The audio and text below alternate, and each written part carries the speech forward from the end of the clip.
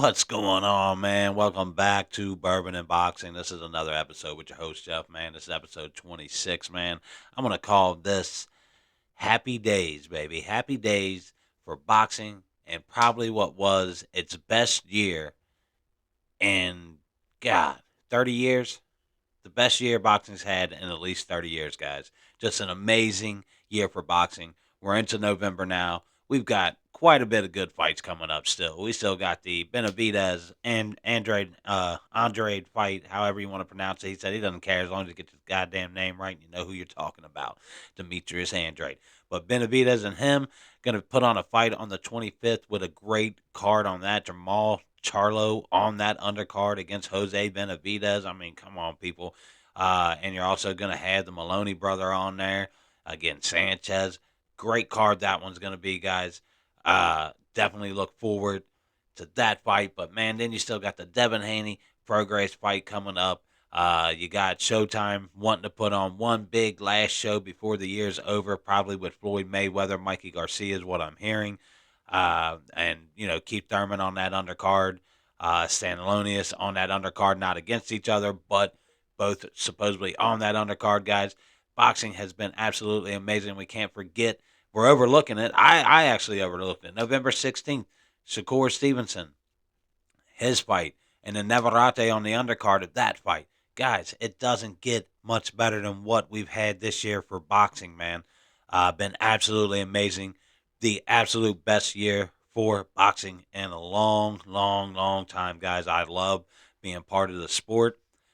Been part of it since I was a kid. Just recently started getting online, talking about a little bit, you know, uh, you know, expressing myself on here on my channel, just to let you guys know how I feel coming from a fan's perspective, not a professional perspective by any means. Not somebody who's being paid by anybody to tell you guys a certain thing or lean a certain way. Just from a straight up fan's perspective, man. That's what my show is, and that's what I love about it, guys.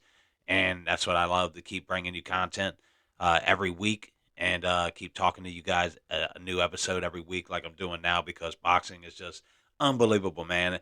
Just about right before COVID, you could honestly say boxing was almost a dead sport. Nobody was fighting each other. Nothing was happening. COVID gave it a platform for when people were at home. It gave them something to watch when there wasn't a lot of sports going on.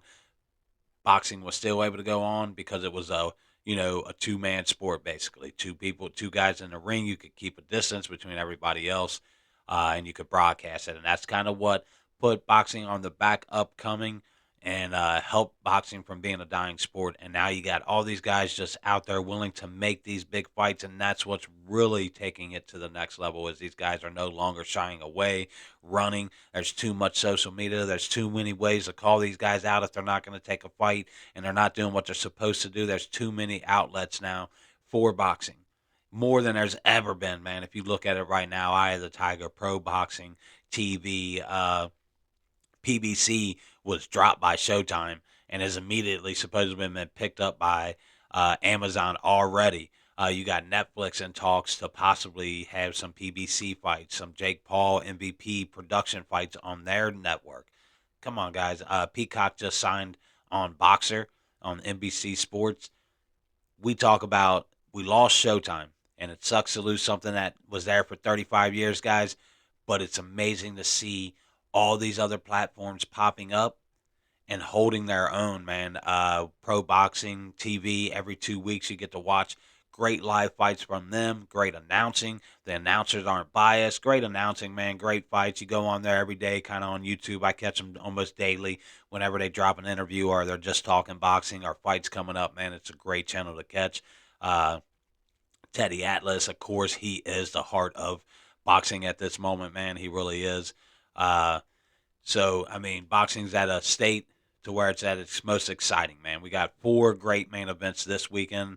I'm going to hit on a couple of those that I really want to talk about. Two really big fights on there that I really want to talk about, and one's a co-feature event. Uh, we'll get into that. But first, man, let's show you what I'm drinking on today. We're drinking on a little bit of Elijah Craig, baby. This is one of my favorites, man. I like this stuff, and it will get you a buzz. I'll tell you that. Could have a wicked hangover to it, man. You might have a wicked little hangover. but it's pretty good stuff, man. This show is called Bourbon and Boxing. It doesn't start until we take a shot of bourbon.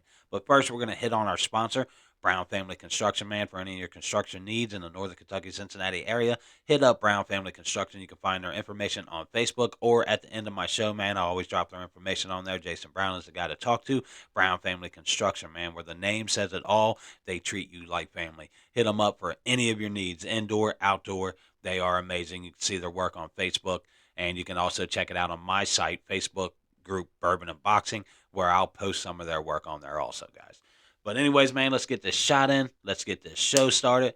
Quite a bit to talk about. I don't know how much airtime I have. I didn't think about erasing my previous stuff before starting this, so I might have had a blooper here, guys. I'm going to be super pissed if I did because this is so far not a bad little episode. But hey, man, let's take this shot and get it going. Like I said, a big fight this weekend with Joe Cordina. He's a Welsh out of there, out of the UK. Great up and coming young junior lightweight. And you talk about that division, the junior lightweight division with Shockey Foster last week versus Rocky Hernandez. That was just probably the fight of the year.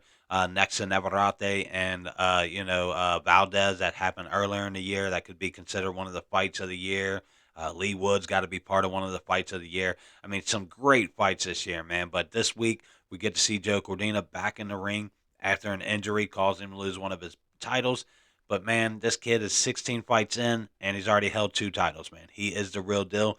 But Vasquez, the guy he's fighting this weekend, he's no joke, man, and he wants to prove to everybody that he's not a joke and he's going to make it hard for Cordina. It won't be an easy fight. Never is, man, when you're fighting a Mexican, man. That's 100% fact. Spanish, Mexican, whatever you want to call him, whatever the proper pronunciation is. I say Mexican because those are some of the toughest bitch and fighters you see out there. So you give those guys credit when it's due. Let's take this shot, man. Whoa.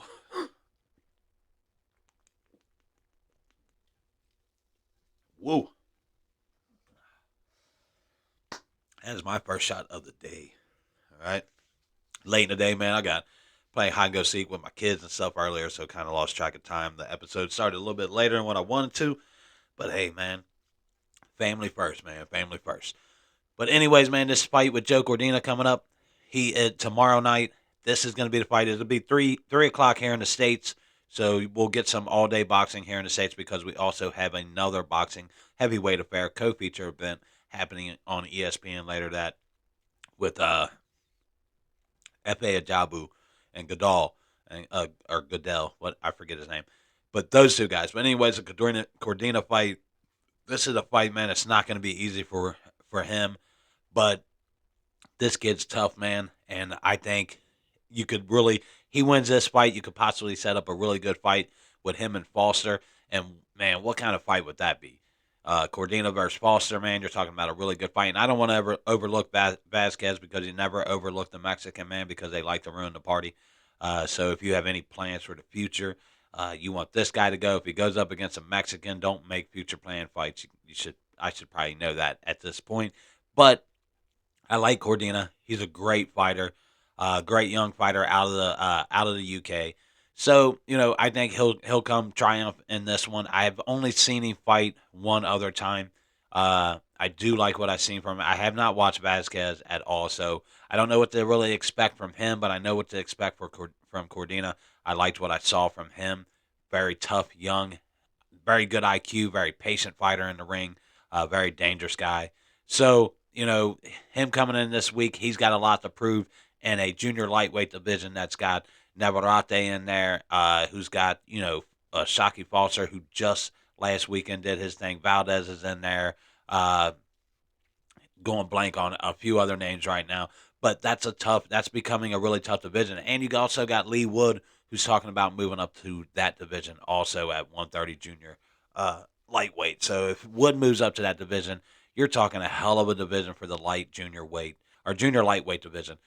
Would be a really tough division once Wood moves up. If Cordina does what he needs to do this weekend, sets up a possible future fight with Navarrete or Foster, even though I think Navarrete is getting ready to set up a fight with Shakur Stevenson, which makes sense. He's got the super, I think they gave him the the super belt title, whatever they're calling that now.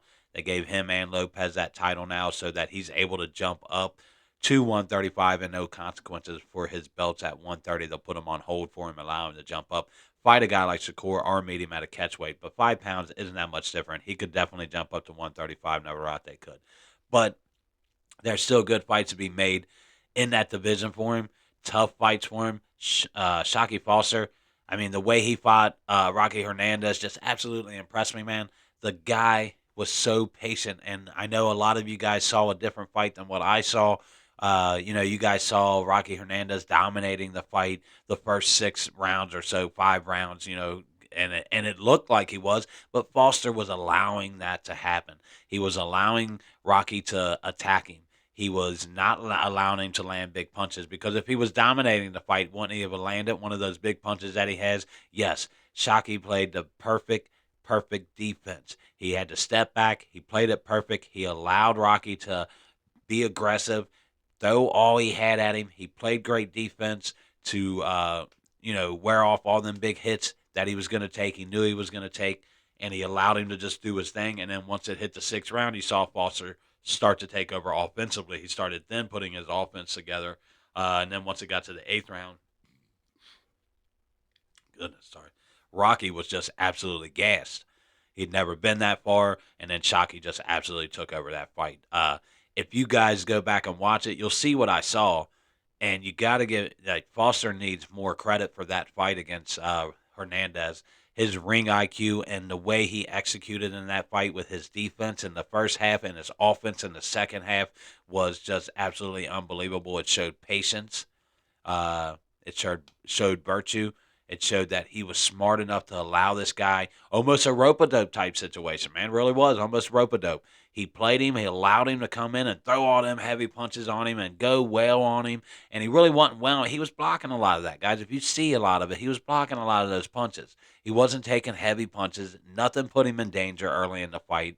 He controlled that fight with his defense early, and then won the fight with his offense the later rounds. Just unbelievable. Just the fight of the year for me was definitely that fight, and his performance in it for sure gave me a lot more respect for Foster. I already respected the guy and what I had seen of him before, but to watch him execute the way he did against a guy like Hernandez, when he could have went in and just fought the way he always fights, but he didn't. He knew he had to go in with a different game plan, and he did that, man. That's what makes him dangerous in that junior lightweight division. For a guy like Cordina and him, that'd be a hell of a fight, man. Two guys with great IQ. It's going to come down to who can knock who out. Or that fight might come down to a decision, but, man, I think it's going to come down to a knockout, guys. Change up some of my stuff there. They love me. They really love me. But anyways, guys, that fight, I talked about that one last week. I still am just, if you haven't watched it, guys, go on YouTube, look it up. The 11th round was the most impressive round about that fight. But the Cordina fight is a must-win for him to continue to make his name in the junior lightweight division. Of course, Vasquez has only one loss. He's 15-1, so he's no slump. You're 16-0 versus 15-1. His only loss was a decision that he lost earlier, either this year or last year, one of the two. But he's no pushover, guys, so let's not overlook him. This is going to be a tough fight for Joe Cordina. Definitely going to tune in. Want to see who's on the undercard. Really haven't looked at that yet, but interested to see who they have on the undercard of that fight. And so I'll be tuning in around 3 o'clock here in the States tomorrow, guys. 3 o'clock here in the States. You'll get to catch that. Pretty sure it's on the Zone. Later in the evening, you got a co-feature main event. The heavyweight fight, I'm not too impressed by. I've never been super impressed by God, I know this guy's name. I even sat here and had to pronounce it. You know what I mean? Do my damn thing with it. Ba, ba, ba, ba, ba. Well, that is not what I wanted. Yeah. F.A. Ajagbu.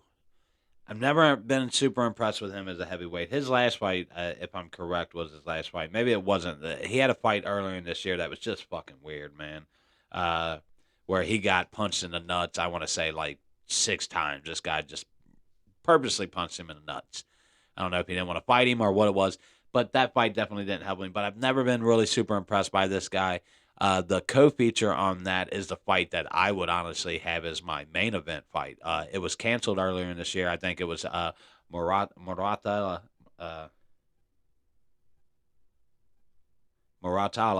and he versus Torres, and he was hurt early in the year, so that fight was canceled. Now it's rescheduled for the co-feature on this event. That fight I think is going to be more exciting than the main event. That's going to be on ESPN. Let's see what time we're going to be able to catch that. It is. Oh, it's in the new arena that they just built in Nevada, so that's pretty cool. I'm not seeing any times on it, but I'm thinking probably about a 6, 7 o'clock fight. Fight schedule time. They'll start showing the undercard early for that. But man, I'm telling you right now, man, that Moratala versus Torres fight, that's going to be the fight, man. That fight is going to be a banger. Both of these guys have power. Both of these guys are great young fighters. Moratala is a guy that Moratala. It's a weird name, but he's a guy that I'm expecting to come out on top in that. He's got a lot to prove, but that's going to be, man, I'm telling you, that's going to be a heck of a fight card on there. But hey, man, let's jump into some news. Also on the fight schedule, let's go through our fight schedule for the week. Like I said, you got the Effie Ajaba, you got the Joe Cordina versus Edward Vasquez. That fight's going to be happening on the Zone. You'll catch that around 3 o'clock Eastern time in the states. Then you're going to have Effie Ajaba versus Joe Goodall, which is a co-feature event, which has Moratella versus Torres on the co-feature main event on that one. Then you're going to have a female fight, the IBFWBO strawweight title, Yocasta Val versus Annabelle Ortez. That one's going to be on the Zone. Not and it's going to be in Costa Rica. Not for sure what time you'll catch that. And weirdly enough, Makabu is on tomorrow versus McCallion. Not sure that guy's full name. That is not listed on where it's going to play. It says to be announced. That's the one that's down in Miami, Florida, in that little tiny casino that I've seen a couple fights in. Uh, Trying to think where I caught that at. Maybe YouTube I caught that on. But I don't really care much for those productions because they are by Don King, and I'm not really a fan of Don King, man. He was never good for boxing. He's never been good for boxing. He's still not good for boxing. It's just kind of like Oscar De La Hoya. He's the same way. This guy, he's just his character overall. I question, and when you have to question a guy's character, it makes you think twice about who that person is, man. They say keep your grass cut because there's always some kind of fucking snake out there. I believe Oscar's that type of guy. He's the type of guy that would smile in your face and then turn around like the old lady in what was it? In Living Color. Used to sit on the bench and they'd come up and they'd say, "Hi, Mrs. Blah blah, whatever her name was," and she'd be like, "Oh, hi, sweetie.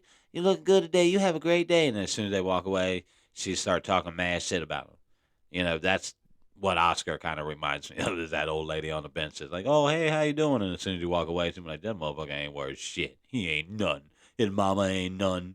Ain't never been none. His daddy ain't never said daddy ain't even like him. Whatever." you know. But that's what I see with Oscar.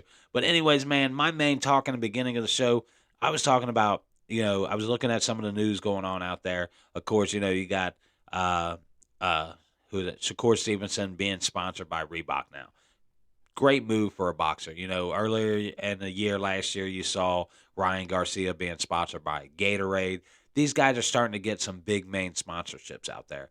And to see Shakur taking on Reebok is a great thing. But then you also see that Netflix is in talks with trying to get a couple live fights with PBC, and I guess they're going to try to go into the live TV scene in 2024, is what I'm taken from this. But they're in talks with PBC on doing some fights. I don't know how that works if PBC has signed with Amazon. This is not 100%. I don't know if it's true, but I've heard that the deal with Amazon is pretty much done with PBC. They will be going over there, but that's not 100% facts, guys. So I don't want to get your hopes up on that deal's already done. But Netflix is supposedly wants to talk to PBC about some live fights and want to talk to Jake Paul's production, MVP Productions. But he's with the Zone and Matchroom right now, so I don't know how that really works for him because I'm pretty sure MVP is with the Zone at the moment. So I don't know what Netflix. It goes to show you how good boxing is right now. When you got Netflix, you got NBC, you got Amazon, all wanting a piece of boxing right now. It's because it's on one of the highest stages. This year, 2023, put boxing on the map more than any year outside the 19 fucking 80s and the early 90s Mike Tyson years. It put boxing on the map, and it just absolutely blew up this year. The fights we've had this year, you've never had a year like, not even in the 80s, I don't think you had a year like this, where you just had big fight after big fight after big fight. I mean, last weekend was an absolute circus, right? Fury versus Ngannou, and that fight was just complete circus, but it brought absolute amazing attention to boxing, right? Great attention to boxing. I loved it personally. I thought it brought great. I was originally I didn't like the fact of the crossover thing with an active fighter. I didn't care for that, but I loved the attention it brought to boxing. All week people have been talking about it. Still today, we're on Friday, almost a week from the fight, and people are still talking about that fight. All right. So it goes to show you it's on everybody's mind when football is going on, basketball is going on, college football is going on, and people are talking boxing. Always great, guys. Always fucking great, man. Especially when you're a big time boxing fan. I don't give a shit. Let the casuals come in. Let them become part of the sport. Let it become nationally popular. I don't care because I'm always going to be a diehard true fan of boxing. Uh, so I encourage all that. This is what I've been wanting to see. I thought 2022 was going to be the blow up year for boxing. It was a disappointing year. We didn't get any of the fights we wanted in 2022, and it made me pessimistic about 2023. But now I'm super optimistic about 2024, what it's going to bring for us, what we saw in 2023, the fights that are being talked about being lined up for 2024, the possibilities of the fights we're going to get, and what kind of banger year it's going to be, man. I'm super excited for boxing, and I love the fact that this is where the sport's going. It's heading in a great direction. Everybody was down about the Showtime thing, and absolutely, man, 35 years of the same platform. Showtime did a great job on presenting boxing. They did a great job of putting boxing out there and representing boxing in a great way. The shows they did, everything they did, man, was absolutely awesome, right? So it makes me happy to be a fan of boxing, happy to see all this happening and doing what I'm doing, right?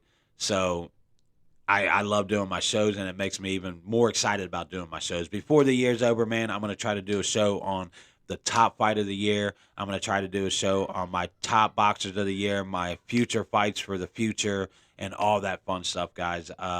Make sure to join me. And But hey, man, I'm back. My kids were just getting on my last nerves right there, screaming in the middle of me doing the show. My youngest one had to pause it for a minute, but I'm back. But pretty much just gonna wrap up the show now, man. I talked about what I wanted to talk about, where boxing is going, how proud I am to be a boxing fan, man. How proud I am to see the fights that happened this year, the fighters step up and do what they're doing. And the year's not over, guys. November 16th, Shakur versus Dos Santos, Navarrete versus Concepcion. Then you're going to have, David Benavidez versus Andrade on the 25th. December 9th, Devin Haney versus Regis Prograde. Then November 6th or December 16th, they're going to have Bam Rodriguez versus Sonny Edwards. I mean, come on, guys. I mean, it's not dying yet. It's not dying yet. Boxing is not a dead sport by any means at all, and I'm absolutely ecstatic about the type of year it's had. And by any means, by far, I think boxing has been the sport of the year. Uh, where can we go from here? Maybe a little bit more organization, but if these guys keep fighting each other, what more can we freaking ask for? Maybe some better judging. That's about it. And I'm not talking about the Ngannou fight. He lost that fight, guys. Give it up, MMA fans. You get a participation trophy. Shut the fuck up and go upon your fucking ways. I'm sorry about my language, but don't cry over spilled milk. You didn't win the fight. If do the math. There's 10 rounds. You only win 3. The other guy wins 7. Who wins the fight? Come on. I know you guys get kicked in the head a lot, MMA guys, but that's some basic ass fucking math. All right. But anyways, guys, man, thank you for joining me for another show, man, of Bourbon and Boxing. I'm your host, Jeff, man. Be sure to hit the subscribe and like button after you watch this video. Would 100% definitely respect that, man. Love anybody for tuning in, anybody for viewing and watching, man. Thank you guys so much. And I want to say, once again, man, also check out my Facebook group, Bourbon and Boxing. You can catch all your daily news, daily updates on there. Every day I update that at least once, maybe twice, 3 times a day with some boxing news. But hey, man, thanks for joining me for episode 26. We're going to call this Happy Days, baby. Happy Days. Boxing is on the up, looking great for 2024. Some new heads coming in. I think we're going to see a whole new sport going into 2024, guys. And once again, I'm your host, Jeff. Bourbon and Boxing, baby.